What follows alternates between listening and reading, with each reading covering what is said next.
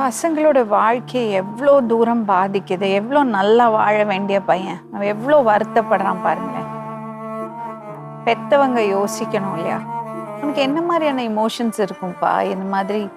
எனக்கு எனக்கு வந்துட்டு பேசுறது கூட ஆள் இல்லாத மாதிரி இந்த மாதிரி நான் ஃபீல் ஆகுது. வீட்லேயுமே அப்படிதான். வீட்லேயுமே நான் அம்மாட்ட கூட அந்த அளவுக்கு எதுவுமே பேச மாட்டேன்.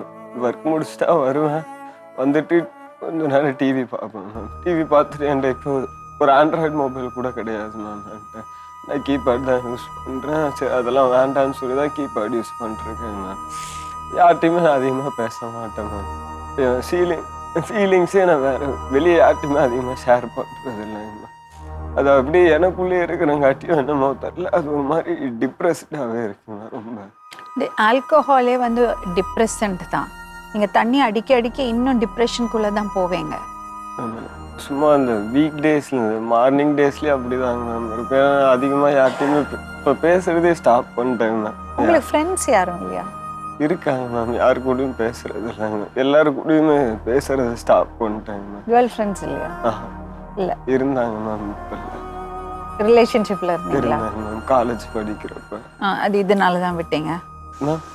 இந்த பிரச்சனை? இல்லை இல்லைங்க மேம், அதான் அவங்க வீட்டில் கொஞ்சம் பிரச்சனை. சரி ஓகே நம்மளும் டீசெண்டாக இது விளைவிக்கலாம் அப்படின்னாங்க. ஓகே. நீங்கள் அவங்க அம்மா பற்றி யோசிச்சு பார்த்தது இல்லையா? பாவம் எவ்வளோ கஷ்டப்படுறாங்க. அதான் மேம் நான் தான் முடியல மேம் என்ன. கடவுளே. சித்ரா வர சொல்லுங்களேன். தம்பி ஸ்டடீஸை கண்டினியூ பண்ணுறியா? மேம் இன்னும் ஒரு 3 செம் எழுதுனா போதும் மேம். ஆல்ரெடி 3 செம் எழுதிட்டேங்க மேம். அதில் 75% மேம். ஒரு அரியர்ஸ் கூட இல்லை. ஃபோக்கஸ் பண்ணால் ஒரு வேளை உன்னோட இதை டைவர்ட் பண்ணால் பெட்டராக இருக்கும் போது உணர்து எனக்கு. எஸ் மேம், அதான் மேம் நானே. ஃபர்ஸ்ட் ஆஃப் ஆல் சித்ரா ரொம்ப நல்ல பையன்மா. அவர் ரொம்ப நல்ல பையன். ஆமாங்க மேடம், எல்லாம் அப்படிதான் சொல்றாங்க. அவன் உணர்ந்திருக்கான், அவனுக்கு பிரச்சனை இருக்கு, அவன் டிப்ரெஸ்டாக இருக்கான். நீங்கள் 2 பேரும் சண்டை போட்டதெல்லாம் அந்த குழந்தையோட மனசு ரொம்ப பாதிச்சிருக்கு. ஆனால் நீங்கள் ரொம்ப நல்லா வளர்த்திருக்கீங்கம்மா. ஆனால் நான் அதான் சொன்னேங்க மேடம். என்ன சொன்னேன்னா, சாமி அப்பாவை விட்டுரு.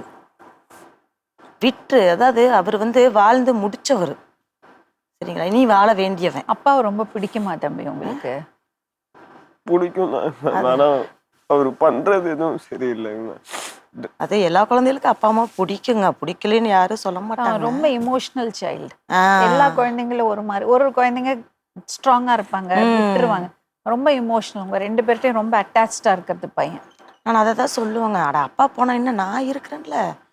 அப்பா வரணும்னா நீ என்ன பண்ணணும், நீ நல்லா இருந்து குடும்பத்தை பார்த்தானா. அவனுக்கு அதெல்லாம் ஆசை இருக்கு, ஆனா அவனால முடியல. அது ஏன் இப்படி பண்றான்? ஏன்னா அவன் அதுக்குள்ள போய் மாட்டின்றான். இப்ப என்னன்னா அவனுக்கு பேசுறதுக்கு ஆள் இல்ல, யாருமே மதிக்க மாட்டேறீங்கன்னு அவன் ஃபீல் பண்றான். ரொம்ப பண்ணிட்டானுங்க, யாருமே அவனுக்கு எல்லாம் வெறுத்துட்டாங்க.